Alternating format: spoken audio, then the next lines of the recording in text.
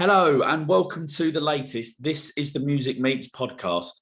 I'm really delighted to be joined by Shane Callaghan from Welsh band The Now, who are set to release their brand new single Holy on February the 22nd, ahead of an EP release in May. Shane, thanks very much for coming on today. How are you doing? Yeah, not too bad. Thank you, Mark, for having me on the show. I'm looking forward to everything. Good. I hope that the weather, the storm. I think we're on. Is it Franklin now? I hope that's not affecting you too badly down there in Wales. Yeah, good old Frank is he's taking his course here. So I just sort of mentioned there, but can you just let the listeners know whereabouts in the world you are today? So I'm in Swansea in Wales at the moment. Lovely. So for those that don't know, how did the band start? So the band started basically me and the guitarist Bromwich. We used to go to jam nights together. So like we were put together and formed in a jam night type of thing. We just got on well, and then we decided me and the old drummer and Bromwich went to watch a Kasabian show in the Motorpoint Arena in Cardiff. Yeah. And we were just looking at all like the support acts and looking at Kasabian himself, and we were just like, we could be doing this type of thing. So we formed The Now then. Yeah. And when roughly was that? So when did the band sort of, you decide that you wanted to be in a band and obviously get to the point where we are today? Yeah, so we've always been in bands, from cover bands, doing the weddings, functions and stuff like that. But we wanted to obviously put our own music out there, do you mean? And change the music industry as well. That's what our goal is, to bring back that 80s, 70s vibe, like a Motley Crue. Yeah. And so we've always been interested in making a band, so it just happened. Could you just give us a rundown of what each member does in the band? Obviously, I know that you're obviously the sort of the front man and kind of like the main songwriter in the group. So man. Just be the main man. I'll leave it there. So we got Jay on bass, which is he's the comedian of the band, let's say. We got Callum Bromwich then, which is the lead guitarist, which is phenomenal guitar player, gotta give it to him. And then we got Will Scott then, that just tags along. He's just the drummer that, what do you mean? The poor old drummer, every time they get stick. So out of I'm not going to include you in this question, but who in your opinion is or who maybe likes to think that they are the practical joker in the band? It's definitely Jay, the bassist. Yeah, that's Jay, the bassist. He loves himself. He loves his own voice. Yeah. Would you say that he's like also probably like the most likely to sort of cause maybe a little bit of chaos or something like that if he was all on a night out together as well? Yeah, definitely. There's no maybe in that question. Yeah. Well, he's not here to defend himself, so we'll go. Yeah, we'll go with it. Well, maybe he'll reply back on the Instagram feeds and stuff like that. So I've been very, very lucky enough to have a sneak peek of your new single Holy, and it blew me away on the first listen. It's an absolute belter of a track. So what can you tell us about it? Just big, innit? It is just big. Everyone asks me the same thing, and it's just big. I try and compare it with other songs, like on Spotify, and I play them next to each other, and I just can't believe that we've wrote it as a band. Everything, like, it's crazy. It is. As I say, it's a belting song. It's really obviously the guitar riffs on it are well, to use your description, it's big. Yeah. It's like, I'm sure I said it's like Muse and Nirvana having a baby. Yeah, it's a great description, and I think that even if you're not a fan of both of the bands, maybe just one or the other, I think that you're going to be really really intrigued by the sound that you've created for Holy. So obviously also as well, Holy includes a cover of the iconic single by The Verve, which was called Lucky Man. Which I think you've done a great job of covering it. You've added your own band's stamp on it, but also as well staying true to the original as well, which is something that I personally really like. So what I'd like to know is, what was it about Lucky Man that you and or the band, you agreed upon to actually to add that song as a B-side? Basically, I did a cover of it on Instagram, which you can go through the Instagram stories and you'll find it. I only did like a short snippet, like 20 seconds, 30 seconds. And the label decided they wanted to use that song. Richard Ashcroft is, he's an amazing guy, like, and I've always liked The Verve as well. So, but yeah, that was basically the reason for the B-side. Oh, okay. And that's so also as well, would you maybe with like future single releases, obviously we're going to come on to the EP in a moment, but would you consider releasing like not necessarily a cover as a B-side, but like a B-side at all? Because it seems to be something that generally doesn't seem to happen too much at the moment. Like from other, I mean, like, you know. Yeah, we definitely would consider it. Yeah. Okie dokie. So what was like the thought process behind Holy and like the rest of the EP that's coming up? Is there like a particular, like a theme or like a story behind any of the songs at all that you've sort of managed to you know bring all together? Yes, it's basically about someone who's psycho. It's that ransom note. Do you mean like it's for the listeners to guess what it's about type thing? That's the whole idea of the EP, is for like nothing as a true story. It's literally just the case that we want our consumer to make their own story in their own mind, and that's what music should be about. It should be about what you picture it. Do you mean? Yeah, yeah. You draw that picture from the colours in the music type of thing.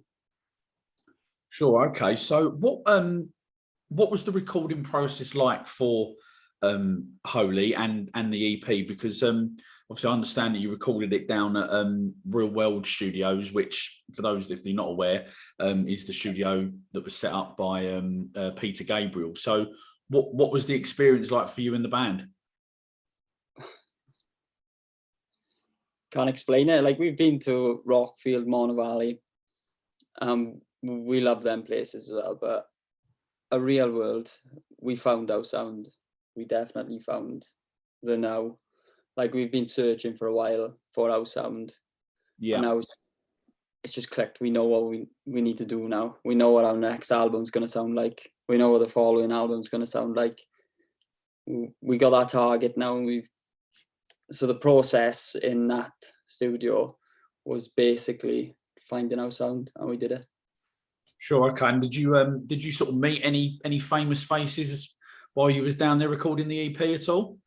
Yeah, we bumped into the Keen singer, Tom Chapman. Yeah. He was there recording a solo album at the time. I went to get tea, and he was there having tea, so I was just chatting.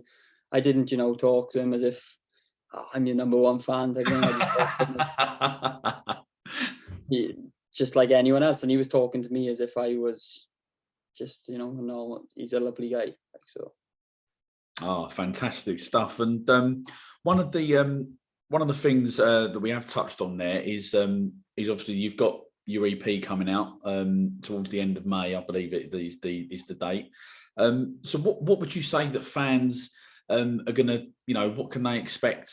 Are we going to get like a similar sort of sound to the first single, Holy, or have we got sort of a mixture, maybe like some slower numbers in there or something like that at all? They're all bangers. They're all big. Like Holy is just the start, literally. Yeah. We got some like anthems in there that need to be played in arenas. They're not for the smaller venues, like, which we love doing the smaller venues because it's like really intense, it's close, and I love that because like it reminds me of Nirvana. Yeah. But we want to be them big arenas. We want to be like a Kings of Leon, Foo Fighters type of band. So. Yeah, sure. And funnily enough, we're going to briefly touch on arenas actually with this next question. So obviously you guys have got 7 headline gigs coming up across February and March, stopping off in Sheffield, Hitchin, Swansea, Birmingham, Oxford, Bristol and Liverpool. Are there any particular dates there that you're looking forward to playing? They all have their, I mean, we're excited for them all, but there's one that we're most excited for is Swansea Arena, due to the fact that it's the opening day of Swansea Arena, so we've been chosen to do that, and that's just amazing. Like being a Welsh band and from Swansea, like Bromwich, our guitarist is, it means a lot. Yeah, sure. And I think I've read somewhere that the capacity of that's going to be the biggest gig that you would have, or certainly the indoor gig, I should say, Indoor gig, you guys that you've been part of. So that must be pretty exciting, I'm guessing. Yeah, 3,500 cap, I believe. Nice. Yeah. Oh, that'd be great. And I think as you mentioned there yourself, it's kind of like just the beginning, really, for you guys, really. Yeah, it is. It's just the beginning. It's the rise. Absolutely. So obviously, in addition there to your own gigs, you're going to be getting out and playing a couple of festivals, including In It Together, where you're going to be on the same bill, or the same day, same bill, as Noel Gallagher's High Flying Birds, and you're also playing the Bearded Theory Festival in Derbyshire, which boasts an impressive lineup, including Placebo and the Hives. So what's like the mood like within the band? Knowing that you're going to be playing the same festival as obviously some legendary artists there. We're quite humble. We're all quite humble. Like we're quite laid back, and we're just excited. Really, we can't wait because we love all the bands that's playing. And do you mean there's no favorite? Do you mean it's just like, yeah, let's go and do it. Let's smash it. Show what we've got, type of thing, and just watch the rest of the show. We'll stay there and have a few drinks and watch the rest of the bands. Yeah, get in there, blow the audience away, and obviously, hopefully, pick up some new fans along the way as well. Yeah, definitely. So, what would you say is your favourite song to play live, and why would that be?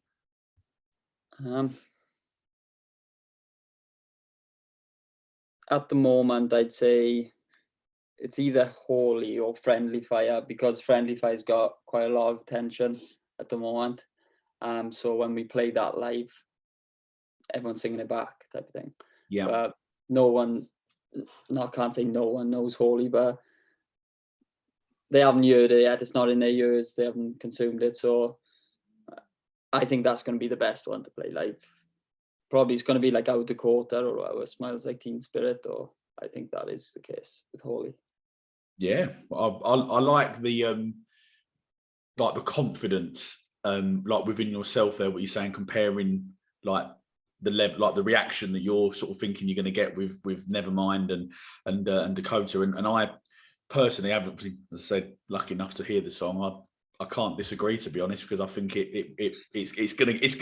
think I genuinely do think it will get to that sort of level. As I say, it blew me away on the first listen. So, fantastic tune.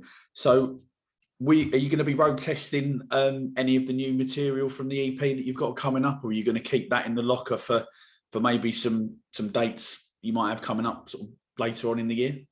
No, we'll be playing it through our tour dates, so they'll hear our songs throughout the gigs. Yeah.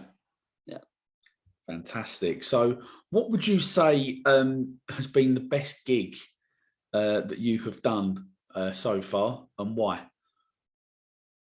Done a load of good gigs, but one that stands out, it wasn't so much the best gig. It was just like, it was cool.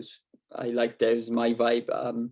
So it was called The Lanes in Bristol, and it was like a bowling alley while you're playing, and it was so fun because, you know, everyone's just enjoying playing bowling, and they're also listening to the music. Like, I just thought that was a great concept, and I enjoyed that.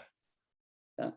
Wow, it's quite an unusual and sort of like unique experience as well there, by the sounds of it. Bristol's got a few places like that, though, and like the Feckler, the Borden. Yeah, there's some great sort of venues, you know, like clubs, I guess you'd probably call them, I suppose, like club venue stuff. And obviously there's a pretty good music scene down there as well in general. So on the flip side of that, what would you say has been maybe the worst sort of experience that you've had playing live? Either being on stage or maybe getting to the gig or something like that. Every time somebody mentions that, it reminds me of Club Ivor Bromwich tipping the water over his head. And as you do. Even if I try and think of something else, it's like, yeah, that's the one. Like, if you ask me in 50 years' time, I'll say that gig. and did you ever find out why he decided to do that? I mean, was this like mid gig or something like that, or mid set? Yeah, he just gets his water bottle out. You can see him just squeezing on him, and he's like, "What are you doing?" Wow, I'm trying to picture this happening and the reaction of not just the band members, but anyone in the audience just thinking, who is this guy? It wasn't rock and roll. Do you mean he didn't look rock and roll like? We've gone from Ozzy Osbourne eating bats on stage to the now guitarist with water over his head.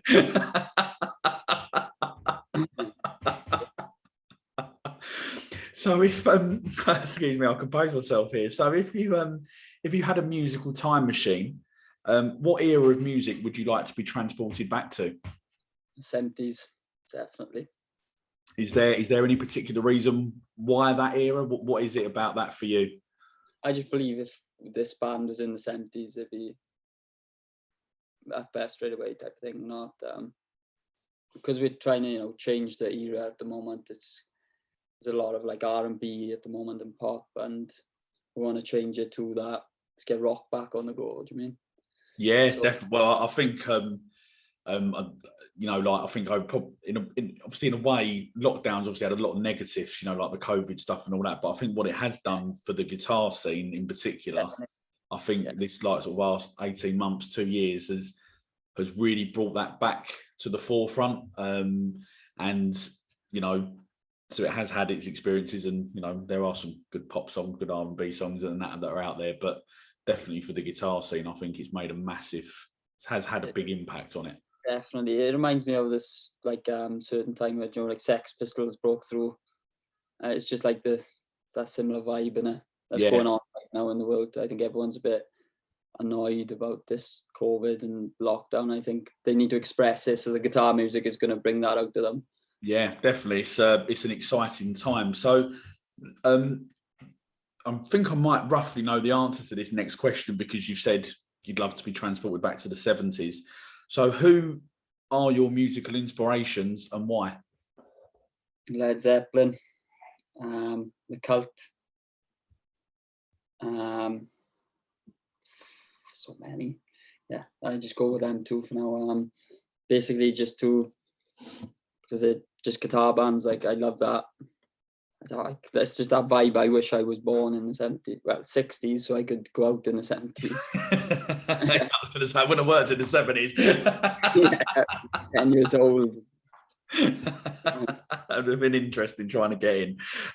So what was like the first sort of either maybe a single or an album that you can remember buying, and was there any particular sort of reason why you went for that one? Yeah, it was Steelo Wheelers, Stuck in the Middle of You. Okay, yeah. The Reservoir Dogs. I love that film by Quentin Tarantino. So yeah. I'm a big fan of Quentin Tarantino. So yeah. Yes, obviously the tune iconic. I think it's fair to say. And well, obviously we all know about Tarantino and obviously Reservoir Dogs. What a film that is. So just a couple of quick fire questions here. Are you a tea or coffee drinker? Coffee. Coffee. Okay. So what would you say is your favourite biscuit what is your favourite biscuit? Jammy Dodger.